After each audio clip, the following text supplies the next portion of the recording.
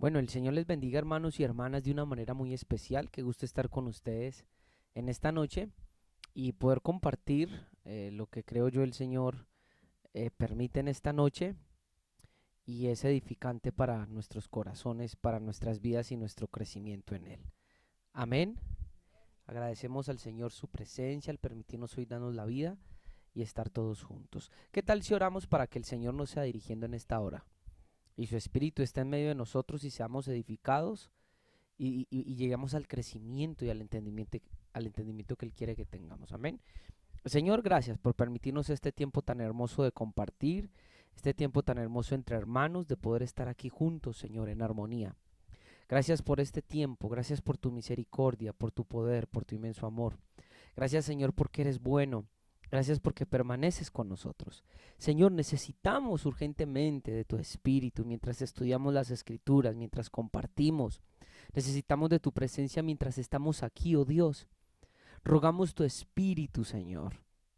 Rogamos tu presencia para que abra los corazones de los hermanos, de las hermanas, para que abra los corazones de los oyentes, oh Dios, y todos podamos ser, Señor, edificados y podamos ser, Señor Jesucristo, fortalecidos y llenos de tu conocimiento y estar más cerca de la visión que quieres que tengamos con lucidez, con claridad, de lo que tú quieres de tu pueblo, de lo que tú quieres de tu iglesia y estar más cerca, Señor, a tus deseos, a tus propósitos, a tus planes y a tus diseños, Señor, para ser confiables para ti y para los hombres. Rogamos que nos dirijas en esta hora, que toques mi corazón, el corazón de tu pueblo, y podamos ser todos edificados. En el nombre de Jesús, envía tu espíritu de sabiduría, de revelación y de conocimiento mientras enseño. Gracias por el pan que está servido a la mesa. En el nombre de Jesús, amén. La iglesia sin paredes. Es el tema que vamos a mirar ahorita con la ayuda del Señor y esperamos Él nos enseñe y abra nuestro entendimiento. Quiero empezar diciendo que la connotación que esta generación y generaciones atrás tenemos, la definición de lo que es iglesia, cómo percibimos mediante el lenguaje y este concepto, la manera en cómo lo percibimos, como nuestro cerebro lo procesa de alguna manera, siempre se ha reducido a una imagen. Y esa es la imagen de un edificio. Esa es la imagen con paredes. Esa es la imagen de unos horarios fijos de culto, de programas musicales, que conocemos como el tiempo de la alabanza, conocemos como el tiempo de adoración. Entonces, hemos reducido y lo que conocemos por iglesia es a una agenda dominical. Es una agenda dominical en donde tenemos una hora de predicación, tenemos una hora de anuncios, tenemos una hora de canto y tenemos una hora en la cual se nos predica la palabra. Y creo que esto es lo que se ha definido en nuestro inconsciente por la palabra iglesia. Después de que cumplimos con esta agenda, entonces cada uno de nosotros regresamos a nuestra rutina y esto es tremendo, porque es como si la vida del reino solamente fuera ese tiempo. Es como si el reino quedara encerrado allí en esas cuatro paredes, en esa liturgia. Pero la verdad es que esto no fue lo que Dios soñó. Esto no es lo que Dios visualiza ni piensa de su iglesia. Este es más bien nuestro concepto. Esto es más bien nuestras definiciones que damos a entender muchas veces inconscientemente. En realidad lo que es la iglesia, y una de las definiciones con que Pablo la asemeja, es con que ella es un cuerpo vivo. También es un edificio, pero un edificio vivo. Y esto es tremendo porque un cuerpo no funciona simplemente 2 horas a la semana, o 2 horas los martes, 2 horas los viernes y 2 horas el domingo. Un cuerpo está funcionando las 24 horas del día. Un cuerpo está respirando, un cuerpo está latiendo. Y lo mismo ocurre con el cuerpo de Cristo. La iglesia es un estilo de vida en la tierra. La iglesia es una cultura en la tierra que está latiendo y que está respirando constantemente. Es una presencia constante del cielo en medio de esta sociedad. Y esto es algo que poco se entiende. Esto es algo que poco se conoce. Y a la manera como nosotros definimos las palabras, los conceptos bíblicos, la manera como nuestra mente entiende este lenguaje religioso, este lenguaje cúltico, es la misma manera en la cual nosotros vivimos. Por ahí decían que el lenguaje es la expresión mental de una cultura. Es una de las mejores definiciones que hay para el lenguaje. La expresión mental de una cultura. Y a la verdad, a cómo hablamos, demuestra lo que pensamos. Y como pensamos, es como vivimos. Y creo que por eso, y al no entender lo que vamos a explicar ahorita, la iglesia nos hemos quedado atrás. Y nos hemos alejado mucho de los sueños, de los planes y de los propósitos que Dios quiere con cada uno de nosotros. ¿Cómo vamos ahí? Bien. Estaba escuchando en una enseñanza del hermano, del maestro Rick Joyner, y me parecía muy importante, aunque él no dio pues todos los datos, pero sí hizo algo que me pareció impresionante y me tuve que ir a investigarlo, y quiero darle el siguiente dato. Miren lo siguiente, resulta que según algunas encuestas, según estadísticas, que van a revelar algunos errores que ya le voy a mostrar, según los datos de investigación, arrojan luz sobre este tema que estamos hablando, de cómo estamos alejados de lo que Dios soñó, de lo que Dios quiso y de lo que estamos llamados a hacer. Se hace una estadística para ver cómo es que las personas realmente llegan a conocer de Jesús, cómo es las personas llegan realmente a conocer de Cristo. Y esto me impresionó, porque el 85% o más lo hacen por medio de familiares, amigos o relaciones cercanas. El más alto porcentaje que hay en las encuestas, en las estadísticas, en las investigaciones, arrojan que la mayoría de personas que vienen a Jesús y permanecen, lo hacen por medios de relaciones afectivas muy cercanos, como es el caso, en primer lugar, de familiares o amigos, o cualquier otra relación cercana. Yo creo que esto nos deja mucho que decir y nos deja mucho para pensar. Apenas del 10% al 30% llegan a Jesús a través de cruzadas o evangelistas. Y sabe, hermanos, que eso como que hace clic porque la verdad yo pensaba que la mayoría de cristianos, la mayoría de personas llegan a los pies de Cristo por así cruzadas masivas, por evangelistas, por campañas que hacen las iglesias locales, y no es así. Apenas está entre el 10 y el 30%. Y solo alrededor del 4% las personas llegan por medio de la televisión o de los medios masivos. ¿Está escuchando eso? El 4% llega por la televisión o por medios masivos. Ahora, ¿qué nos dicen estas estadísticas, hermano que me está escuchando? Que el poder de la iglesia no está en el escenario ni en la pantalla, sino en la vida diaria de cada uno de los creyentes. Hello.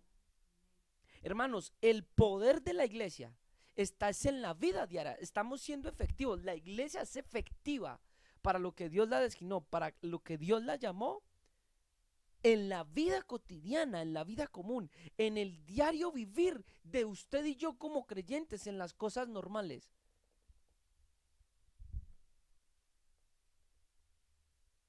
Se lo voy a decir de otra manera. La iglesia florece, arroja sus renuevos, crece cuando se comparte el evangelio en una cena familiar. Cuando estás con alguien y compartes el evangelio en una caminata. Cuando lo haces en tu trabajo. Cuando lo haces en un viaje en el bus con una persona. Cuando te sientas a compartir y hablar o a escuchar a un vecino. en un almuerzo. Ahí usted puede ver la verdadera obra de Dios. Ahí puede ver usted la iglesia que transforma. Entonces, lo que ha pasado es que cuando reducimos nuestra fe a un sistema organizacional de reuniones, que no está mal, pero repito, el problema es que lo hemos reducido la iglesia a esto tan pequeño de simplemente reunirnos, a tener una agenda cultica dominical. Uno, hemos limitado los dones del Espíritu Santo. Y nuestra mente, y usted se puede evaluar, ¿cómo piensa nuestra mente? Y a nuestra mente le es más fácil pensar que Dios se va a revelar un martes por la noche, un jueves por la noche o en una dominical, que simplemente en una cena familiar o que simplemente en un trabajo. Miren, hermano, por eso decíamos, el lenguaje y como entendemos los conceptos es la expresión mental que tenemos. Y nuestra expresión mental evidencia mucho que la manera en cómo vivimos y percibimos la realidad. Lo que Dios quiere es manifestar el don de ciencia en una caminata con un amigo. Lo que Dios quiere es que posiblemente en medio de tu trabajo impongas manos sobre una rodilla, sobre un brazo que tenga algún dolor, sobre un cuerpo que tenga alguna enfermedad y que se sane ahí. Nunca el diseño de Dios fue simplemente que se hiciera dentro de un templo, que se hiciera dentro de cuatro paredes. Y creo que por eso es que estamos fallando y nos cuesta creer que Dios lo puede hacer en lo cotidiano, porque no se nos ha enseñado. Creemos que los dones de palabra de conocimiento, palabra de sabiduría, palabra de ciencia, de milagros, de sanidades, solo deben ocurrir o solo no ocurren dentro de un culto. Pero el diseño original de Dios es que esas manifestaciones deberían ser parte de lo cotidiano. Parte de lo cotidiano. Repito, mientras trabajas, mientras pescas con tu hijo, mientras das una caminata por la ciudad, mientras haces ejercicio, mientras compartes un café con un amigo.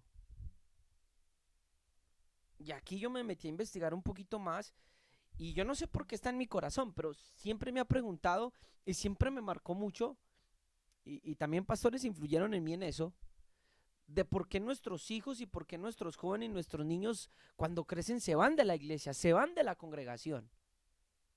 Y creo que ha sido por esto y es una de las consecuencias, hermanos, de verdad más dolorosas. Una de las consecuencias más dolorosas de reducir la iglesia simplemente a cuatro paredes. Nosotros les mostramos a nuestros hijos simplemente una iglesia de horarios. Le mostramos a nuestros hijos una iglesia de reuniones, de fechas, pero no les mostramos una iglesia de vida y ahí está la diferencia. Los estamos llenando tanto de liturgia y de rutina que no pueden ver la vida de la iglesia. Entonces no hay vida, no hay creatividad, no hay innovación, no se llenan sus corazones. Los llevamos a tiempos para escuchar los cantos, los llevamos a tiempo para escuchar la palabra, para escuchar los sermones, pero no le estamos mostrando a Cristo en la cocina mientras cocinamos. Hermanas, papá, no les estamos mostrando a Cristo cuando jugamos con ellos. Cuando vamos de pesca con ellos, cuando vamos a un río, cuando les decimos, vamos, hagamos un viaje. Cuando hacemos tareas con ellos, cuando trabajamos juntos, cuando nos ven en el medio del día en nuestros hogares. Entonces da mucho que decir. Y más que nuestros hijos aprenden viendo. Y lastimosamente la consecuencia es esa. Que ellos solo aprendieron normas y rutinas que fácilmente se pueden cambiar por otras normas o rutinas que a ellos les provoquen más vida, les provoquen más pasión, les provoquen más aventura. Cuando el vivir, la vida de la iglesia es la mayor aventura que alguien podría tener. Entonces nuestros hijos, nuestros jóvenes, inclusive ustedes hermanos van a tener que aprender, necesitamos ver que la fe no es solo un rito, sino una cultura viva. ¿Escuchó eso? La vida de la iglesia es una cultura viva, hermano. Vamos a tener que aprender que salir a pescar es una oportunidad de escuchar al Dios de la creación. Vamos a aprender que un paseo familiar se puede convertir en un altar de revelación. ¿Están escuchando eso? Que una conversación cotidiana puede ser el lugar donde desciende una palabra profética. Hermano, una conversación cotidiana, una palabra profética. Vamos a tener que aprender que los milagros no son un espectáculo, sino parte natural de la vida con el Señor Jesucristo. Y eso lo tenemos que aprender. Tenemos que cambiar nuestros conceptos. Debe de haber una revolución, debe de haber una reforma.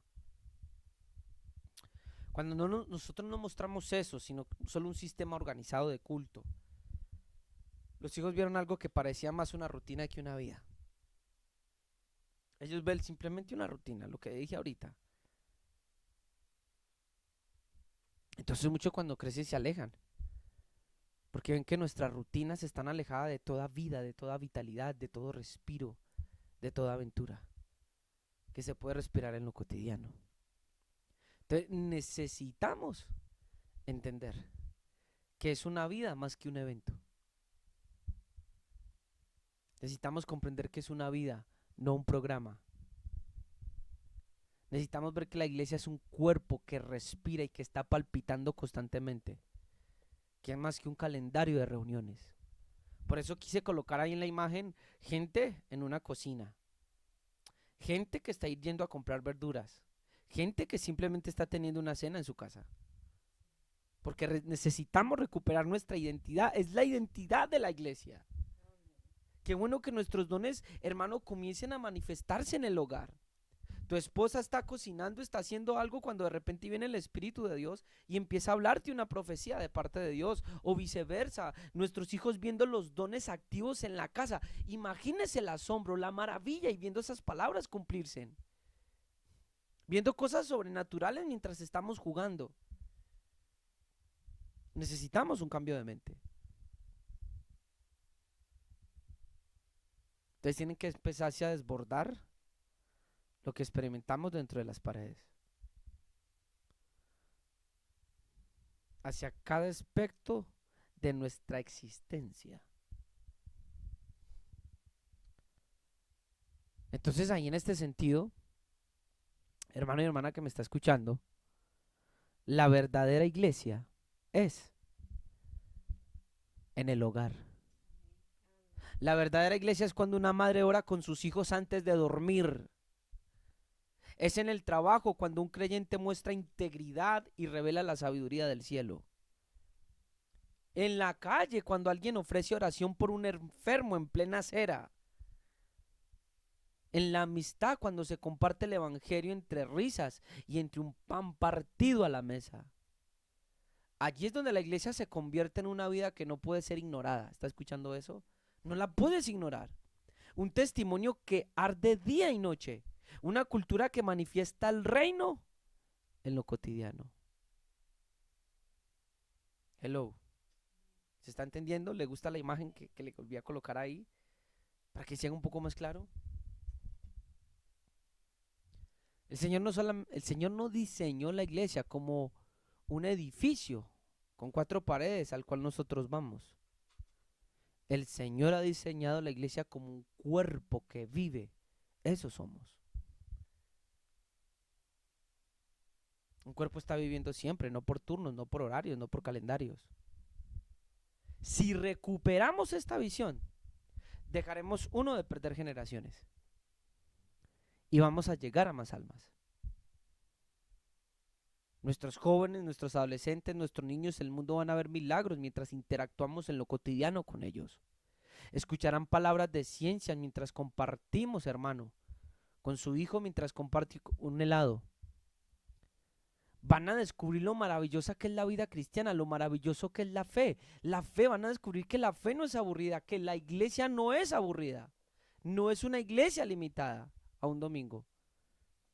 Es la misma vida de Dios en nosotros. Hermano, nada más piénselo. ¿Usted cree que el cielo es aburrido?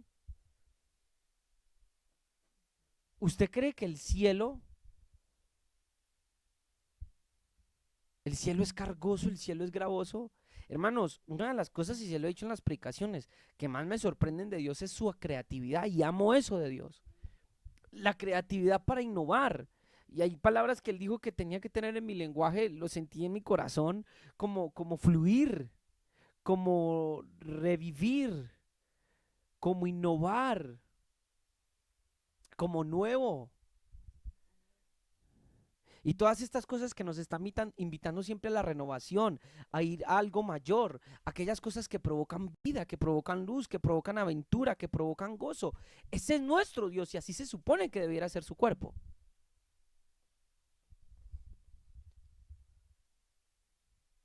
La iglesia quiere ver a Cristo viviendo las 24 horas, los 7 días a la semana. Eso es lo que el mundo está esperando. Y acá hay algo muy interesante. Yo quiero que miremos un verso.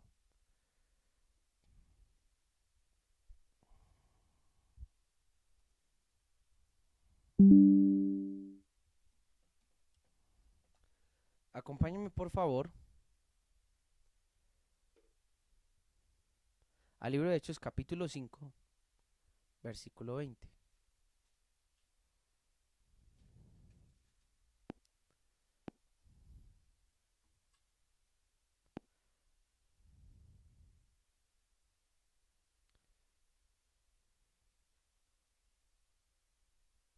Que dice lo siguiente: id y puestos en pie en el templo. Bueno, ustedes saben que permanecen ellos la noche en la cárcel, ¿cierto? Vamos a leer desde el 18. Y echaron mano a los apóstoles y los pusieron en la cárcel pública.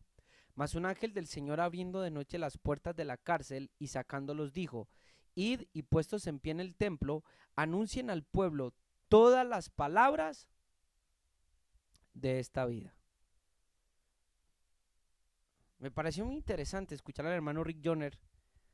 Estaba viendo una de sus predicaciones y el mensaje titulaba así: las palabras de esta vida. Y yo, tremendo, nunca le había puesto lupa ni me había detenido a mirar las palabras de esta vida. Y mire lo que les está diciendo el ángel: y puestos en pie en el templo, anuncien al pueblo todas las palabras de esta vida.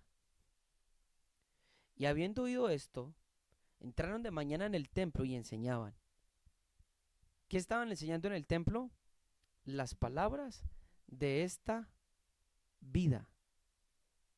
Puede leerlo y puede estudiarlo. No les dijo: anuncien esta doctrina o anuncien este nuevo culto. El énfasis está en ¿qué? En esta vida. La vida misma de Dios manifestada ¿en quién? En Cristo.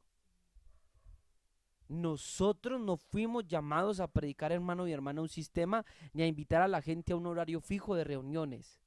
La predicación, lo que debe salir de nuestras bocas, es anunciar las palabras de la vida que Dios nos ha dado.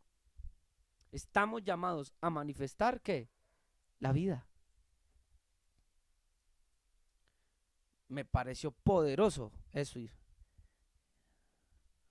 Usted puede ir a verlo en internet. Dice que la iglesia va a tener que tener una revolución. Dice que la iglesia va a tener que reformar muchos de sus conceptos. Y qué poderoso es este pasaje. Vayan y anuncien las palabras de esta vida. No les manda a enseñar un sistema, una estructura. No, vayan y anuncien las palabras de esta vida. Hermano, qué hermoso.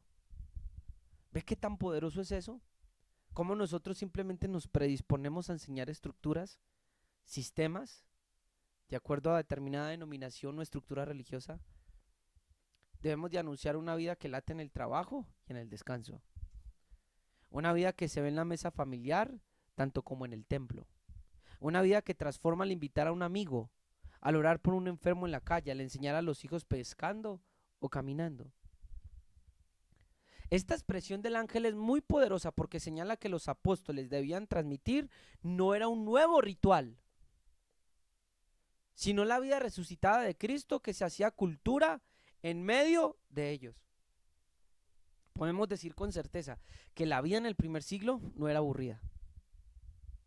La vida de los cristianos en el primer siglo, hermano, era algo maravilloso, hermano. Yo a veces quisiera que el Señor me llevara en el espíritu y me permitiera ver cómo vivían mis hermanos. Yo se los he dicho algunas veces, me gustaría ver un joven tal vez de mi misma edad y irlo y mirar cómo vivía, cuál era su experiencia con los demás hermanos, con los apóstoles, con los líderes, viendo el derramamiento en ese tiempo que fue la primera vez que ocurrió del Espíritu Santo, ver las visiones que contaban acerca de Cristo, los sueños de los ancianos, las profecías de los jóvenes.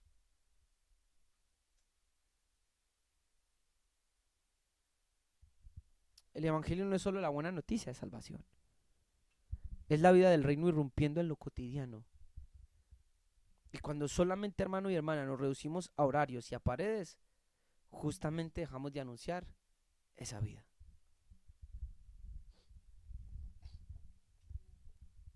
Dejamos de anunciar esa vida.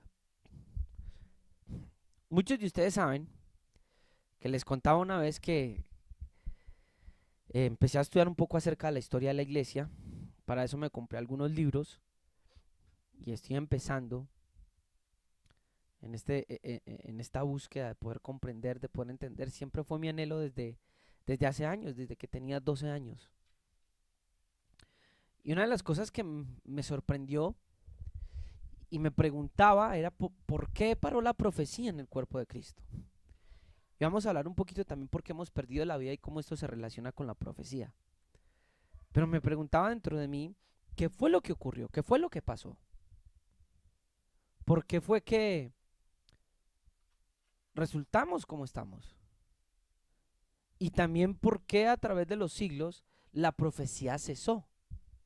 Aunque el Señor mantuvo hombres y mujeres que fueron sus ministros y sus profetas, pues no era lo mismo como en el primer siglo y como lo muestra la Escritura. Habían profetas, había escuela de profetas. En Antioquía puede ver que habían profetas y maestros, y habla de varios. Y resulta que estudiando, más o menos a eso del siglo II, la profecía empieza a ser censurada dentro de la iglesia, por el siguiente motivo. Y uno de ellos fue el montanismo, que se levanta un hereje dentro de la iglesia que se llamó Montano, con dos profetisas, y empiezan a profetizar doctrinas y empiezan a profetizar herejías tan grandes que la iglesia inconscientemente empieza a ver la profecía como un peligro. Y una de las cosas que comienzan a ocurrir y a suceder es que empieza a verse la profecía, y creo que lo estudiamos una vez, hay un tema de eso en el canal, empieza a verse como algo peligroso, como algo nocivo, como algo que nos deja en alerta.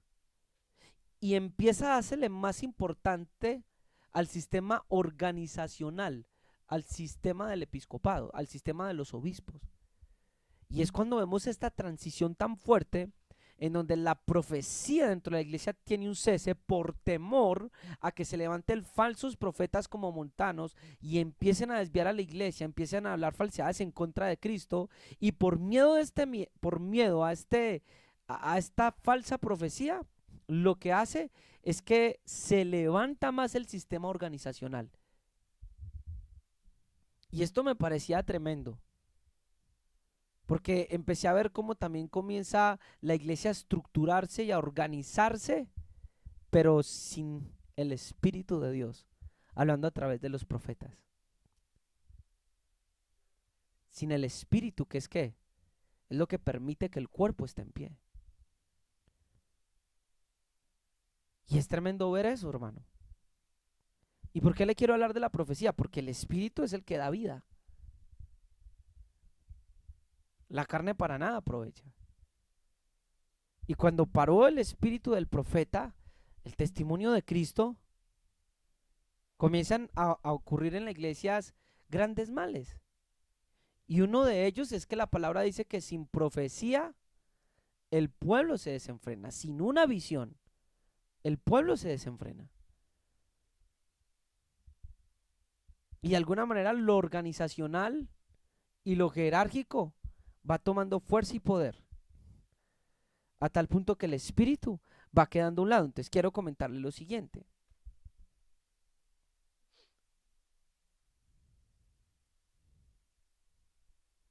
En el libro de Apocalipsis, capítulo 19, Versículo 10 dice lo siguiente y quiero colocárselo ahí en sus pantallas. Dice, yo me apostré a sus pies para adorarle, al ángel, al mensajero.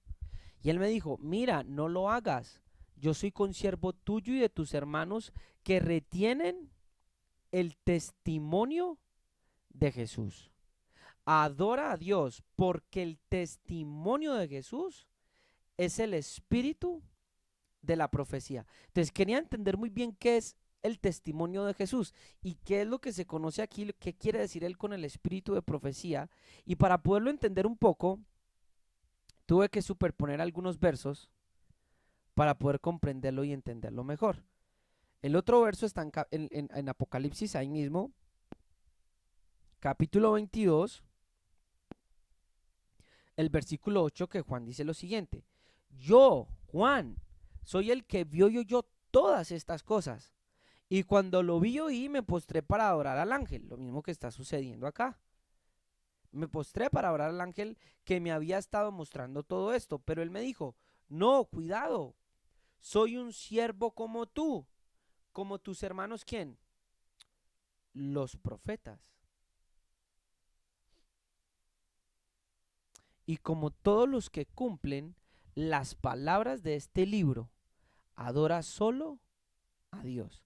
Entonces, note que aquí no dicen tus hermanos los que retienen el testimonio de Jesús, sino que dice como tus hermanos los profetas. ¿A qué quiero ir con esto? Que el testimonio de Jesús está muy ligado a los profetas. O que más bien los profetas son aquellos hermanos que retienen este testimonio de quién es Jesús. Mire cómo sin profetas, miremos cómo sin el espíritu de profecía, nosotros nos hemos quedado y la iglesia se quedó por mucho tiempo sin el testimonio de Jesús. Sin el testimonio de Jesús. Ahora, ¿por qué esto es tan interesante? Porque esto demuestra cómo muchas de nuestras convicciones no van acompañadas de responsabilidad y de compromisos fuertes. Porque de alguna manera seguimos a Jesús, pero no tenemos su testimonio. Y yo quiero que me entienda muy bien, porque cuando habla aquí de profetas, no solo estoy hablando de profetas que ministren bajo el don de ciencia, bajo el don de sabiduría o bajo el don de conocimiento. Estoy hablando de profetas que tienen el testimonio de Jesucristo. Estoy hablando de profetas que la centralidad de su testimonio, de su vida y de su mensaje no son situaciones o circunstancias en las cuales pueden hablar por medio de profecía, de palabra de ciencia, de palabra de sabiduría o de conocimiento, sino que su vida es el testimonio de Cristo. De lo que se le revela, por ejemplo, a Juan en Apocalipsis. Jesús es todo, Jesús es lo que necesitamos. Es algo más que simplemente el uso de dones o profetizar, porque el don de profetizar es un don. El don de profecía, lea Corintios. Estamos hablando de hermanos y hermanas profetas que han llegado al nivel de tener el testimonio de Jesús, de tener un espíritu profético, que pueden basar y ver a Jesús en todo, en la iglesia, que pueden traer las palabras, su carácter, quién es Él. Esto mismo que el ángel comienza a revelarle a Juan. Imagínense lo glorioso que era. Tan glorioso era lo que el ángel le estaba mostrando, que él fue inclinado, aunque estaba en el espíritu, a adorarlo. Más o menos para intentar explicarle lo que le quiero decir con palabras, digamos, más sencillas y un poco parabólicas. Haga de cuenta que los dones como la ciencia, la palabra de sabiduría, el don de profecía son una lámpara. que te pueda iluminar en diferente o en determinada circunstancia, en determinada situación. Pero haz de cuenta que los que tienen el espíritu de la profecía son aquellos que ya están viendo al sol en su plenitud. El sol que sale y llena toda la creación. Ahora, ¿por qué es importante esto con el tema que estamos tocando de la iglesia sin paredes? Si usted va al libro de Apocalipsis capítulo 12, versículo 7,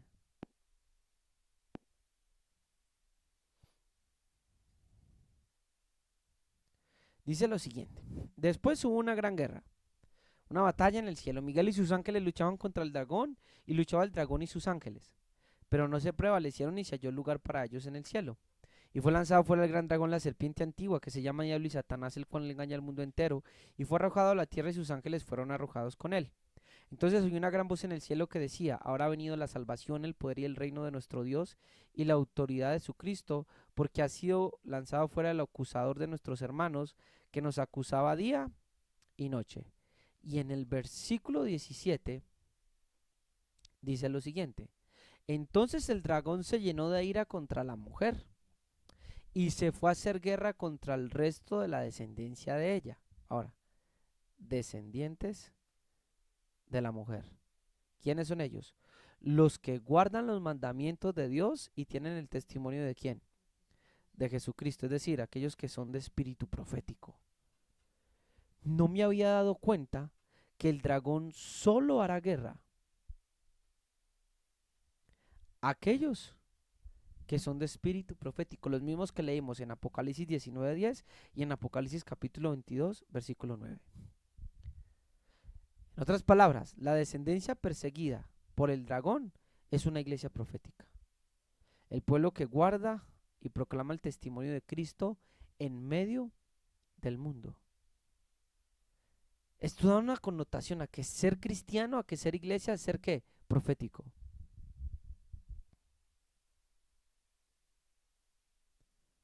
Retener el testimonio de Jesús no es solo confesarlo con la boca, es vivir bajo la luz del Espíritu que revela a Cristo en cada generación.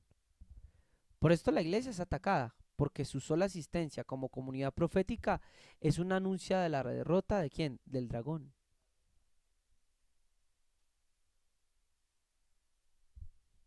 Ellos son proféticos en su manera de vivir. Y lo tremendo, hermano y hermana que me está escuchando, es que no todos son proféticos hoy, a tal punto de que muchos hoy desprecian y dicen que los dones ya cesaron. Muchos hoy dicen que los dones ya cesaron, que los dones ya no están, que los dones se fueron. Muchos hoy no creen en los profetas. De hecho, en las congregaciones donde se creen en profetas, no son profetas muchas veces con espíritu profético. Y esto no se entiende.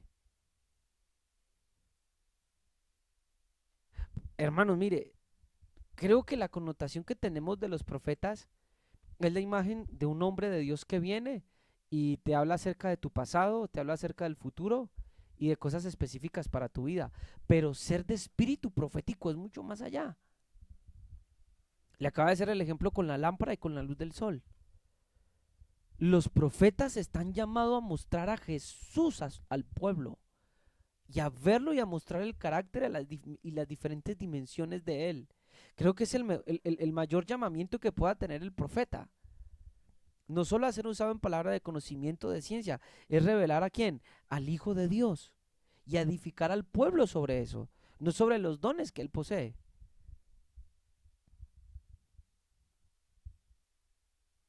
Históricamente, desde el siglo II, con el surgimiento del episcopado monárquico y el énfasis en la estructura, la iglesia institucional fue apagando lo profético, porque lo profético incomoda, cuestiona, corrige. Recuerda que Cristo sigue siendo la cabeza viva. El resultado fue una iglesia organizada, pero sin voz profética, un cuerpo institucional, pero sin aliento. Por eso Apocalipsis resalta, los que tienen el testimonio de Jesús son los que son. ¿Quién? ¿Quiénes son? Aquellos que tienen el espíritu de profecía. Ahí es donde entra Eliseo. ¿Algunos de ustedes se acuerdan, por ejemplo, de la vida de los profetas? La vida de los profetas se basaba en cuatro paredes, en lugares de culto, en reuniones.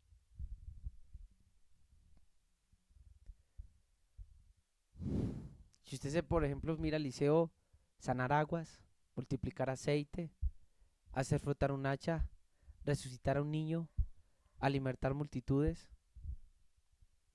La vida de él muestra que lo profético no se limita al templo, sino que invade lo práctico, lo familiar, lo comunitario.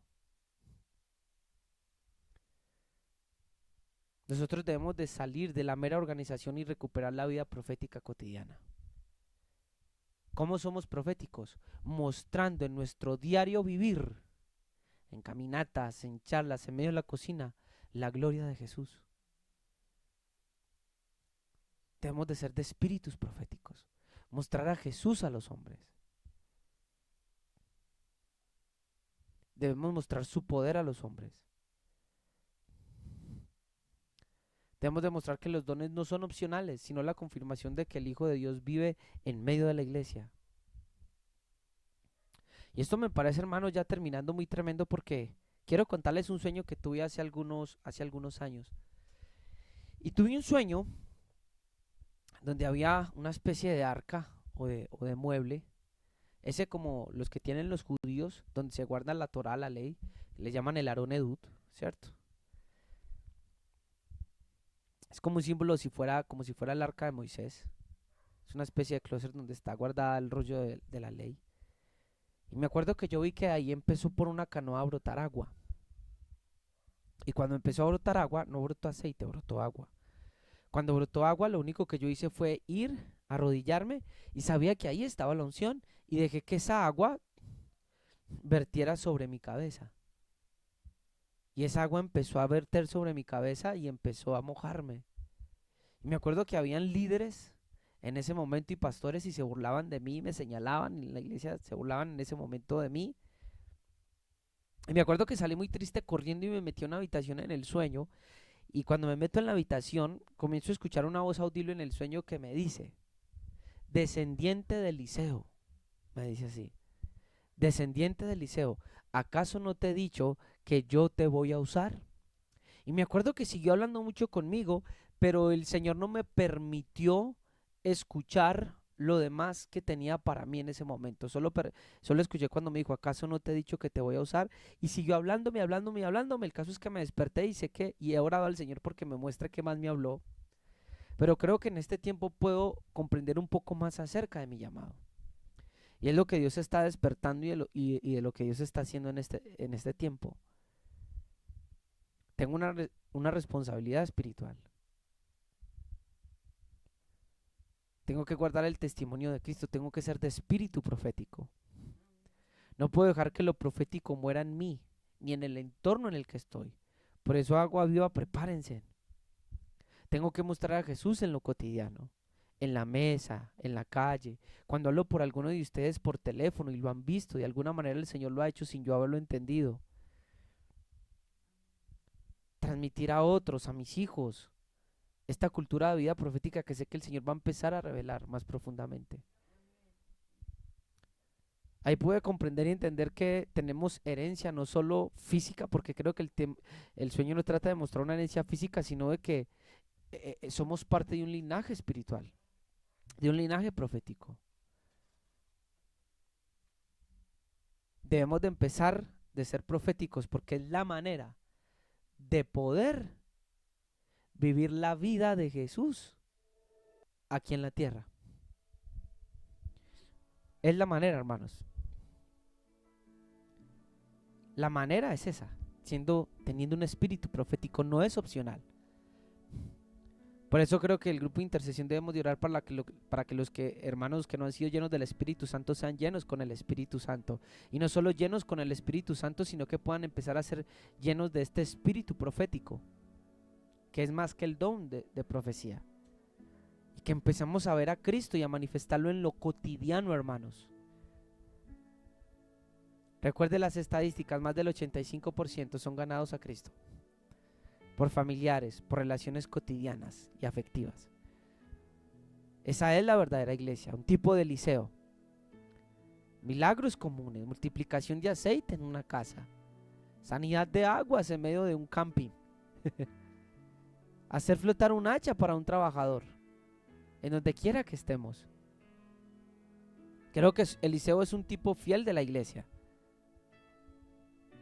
aquella que recibe el espíritu de su Señor, aquella que es fiel, aquella que camina. Y de alguna manera, hermano, yo creo que esto también se ha transmitido a usted. Y usted también sea así como Eliseo. Y pueda entender a lo que Dios nos ha llamado como su pueblo, como su iglesia. Entonces quiero que oremos en esta hora y le pidamos al Señor que en su infinita misericordia nos permita comprender esta palabra en nuestro corazón y poderla vivir en una cena familiar. Cuando vas a comprar las frutas al mercado, cuando estás cocinando, cuando vas por el camino, cuando te acuestas, cuando te levantas. Así como dije el ángel, puedas predicar con tu vida y con tus palabras de la palabra de esta vida, la cual Dios nos ha dado. La vida de Dios, la vida de Jesús. Señor, gracias por esta palabra. Gracias por esta predicación. Gracias, Señor, porque nos enseñas, nos instruyes, nos muestras el camino. Gracias, Señor Jesucristo, porque nos permites comprender y entender que no somos llamados a estar dentro de cuatro paredes.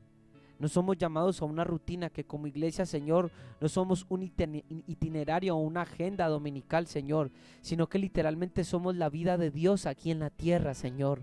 Nos has enseñado hoy, Padre de los cielos, que la vida del reino y esto tan maravilloso que podemos ver en las Escrituras es para manifestarlo, Señor, en la vida cotidiana.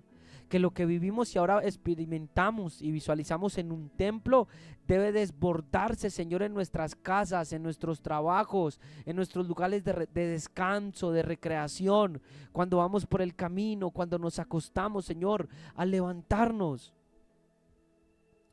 Señor, por favor, renueva tu iglesia, renueva mi vida. Renuévanos, Señor, para poder mentalmente sacar estos conceptos erróneos y poder vivir la verdad de la iglesia, Señor, en donde quiera que nos hallemos. Y podamos, Señor, tener este espíritu profético, porque el testimonio de Jesús, aquellos que de verdad retienen el testimonio de Jesús, tienen este espíritu de profecía, que lo podamos tener, Señor. Enséñanos más sobre esto, revélanos más sobre esto, para poderlo transmitir a los hombres y llegar a ese nivel, Señor, de tener el espíritu de profecía, que es el que anuncia a Cristo, que es el que da testimonio de Cristo mismo y de quién es Él, de su gloria, Señor, de las cosas que dijiste que el Espíritu anunciaría de ti. Ayuda a tu pueblo, Señor. Renueva a tu pueblo, Dios. Lo necesitamos en esta hora. Renueva tu iglesia, renueva tu pueblo y permítenos que esta palabra se haga viva, real y eficaz en cada uno de nosotros, especialmente en el ministerio de Agua Viva, en nuestras familias. En el nombre de Jesús, Dios les bendiga.